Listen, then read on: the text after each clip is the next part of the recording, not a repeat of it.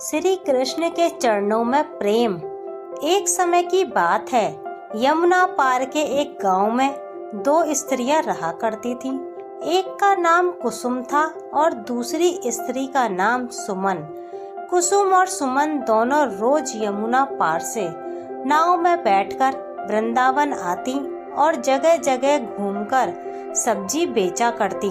सब्जी ले लो सब्जी, ताजी ताजी हरी हरी सब्जी। वे ऐसे ही रोज सुबह से शाम तक सब्जियां बेचा करती। जब कुसुम और सुमन की सारी सब्जियां बिक जाया करती तो वे दोनों यमुना किनारे बैठ जाया करती। वे अपने घर से रोटी और माखन भोजन के लिए लाया करती और यमुना किनारे पेड़ की छांव में बैठकर भोजन खाती और नाव में बैठकर अपने घर चली जाया करती। कुसुम और सुमन वृंदावन के यमुना पार की थीं, पर वे भगवान श्री कृष्ण को नहीं जानती थीं।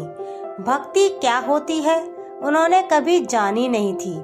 वे तो केवल सब्जियां बेचकर गुजारा करना और अपना पेट भरना जानती थीं। एक दिन कुसुम और सुमन सब्जी बेचने वृंदावन आईं और आज उनकी सब्जी जल्दी बिक गई। सुमन बोली, अरे बहन कुसुम, आज तो हमारी सब्जियां और दिनों से काफी जल्दी बिक गई। हाँ बहन सुमन, आज तो काफी जल्दी सब्जियां बिक गईं। अब बताओ अब क्या करें? कुसुम ने पूछा। हाँ बहन, अब घर जाकर भी हम क्या करेंगे? बहन सुमन देखो, सामने वह मंदिर में कथा हो रही है। अरे बहन कुसुम, ये कथा क्या होती है? बहन ये तो मुझे भी नहीं पता कि कथा क्या होती है, पर सब लोग कहते हैं कि कथा होती है।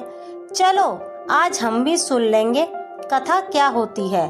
कुसुम और सुमन दोनों मंदिर में कथा सुनने के लिए जाने लगी और भक्तों के बीच बैठकर कथा सुनने लगी। कथा में गुरुजी प्रेम से भगवान की चर्चा सुना रहे थे। भक्तों, जिसने भगवान से प्रेम नहीं किया उसका जीवन बेकार है। जिसका प्रेम श्री कृष्ण के चरणों में नहीं हुआ उनका जीवन बेकार है।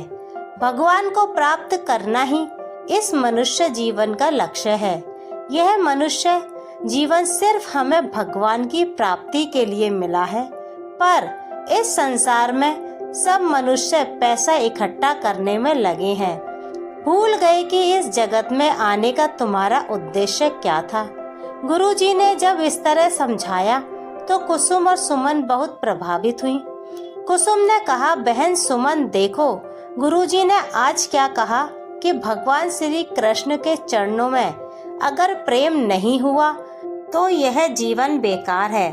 सुमन ने पूछा, तो बहन कुसुम क्या हमारा जीवन बेकार चला जाएगा? हाँ बहन, लगता तो ऐसे ही है। बहन तू बता, तूने कभी श्री कृष्ण को देखा है? कुसुम ने पूछा। अरे बहन, मैं तो तेरे साथ ही रहती हूँ, भला मैंने कहाँ भगवान को देखा है? सुमन ने उत्तर दिया। बहन तो ये बताओ भगवान कहाँ मिलेंगे? कुसुम ने पूछा। कुसुम और सुमन आपस में चर्चा कर ही रही थी कि इतने में एक संत वहाँ से गुजर रहे थे। कुसुम ने कहा, बहन मुझे लगता है भगवान साधु संतों के पास जरूर होंगे, तो चलो इनके पास से भगवान को लेकर आते हैं। वह साधु अपना झोला और सामान यमुना किनारे रखकर स्नान करने लगे।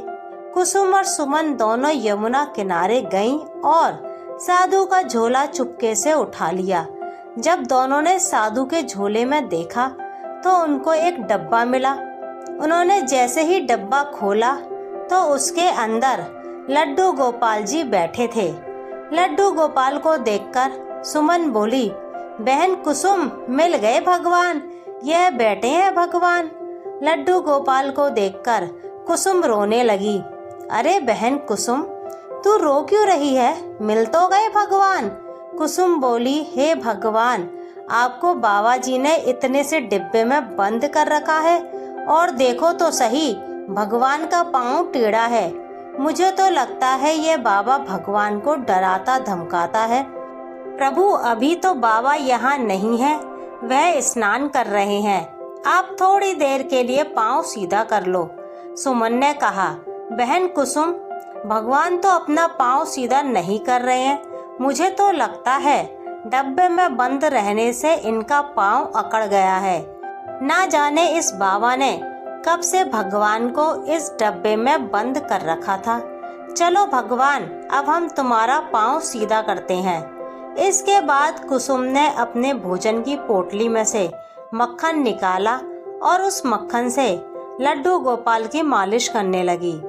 भगवान ने जब दोनों के इतने प्रेम को देखा तो वे उनके सहज और सरल स्वभाव पर रीझ गए और अपने भक्त के प्रेम के लिए अपने हाथ पांव सीधे कर लिए।